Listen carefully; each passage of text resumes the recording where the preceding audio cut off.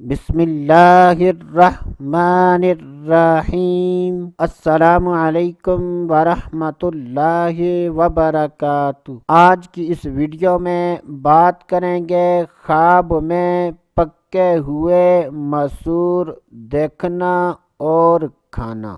جب بھی خوابوں کی تعبیر بیان کی جائے اور اس میں مرد و عورت میں سے کسی کا ذکر نہ ہو تو اس سے مراد مرد و عورت دونوں ہیں۔ حضرت سیدنا ابن سیرین رحمۃ اللہ تعالی علیہ نے ارشاد فرمایا کہ اگر کوئی خواب میں پکے ہوئے مسور دیکھے یعنی مسر کی دال دیکھے تو یہ اس بات کی دلیل ہے کہ خواب دیکھنے والا غم و مصیبت میں گرفتار ہوگا، اور اگر کوئی خواب میں دیکھے کہ وہ پکے ہوئے مسر کھا رہا ہے تو یہ اس بات کی دلیل ہے کہ خواب دیکھنے والا کسی کے ساتھ جھگڑا کرے گا۔ اللہ عز و جل سے دعا ہے کہ اللہ عز و جل ہمیں اچھے خواب دیکھنے،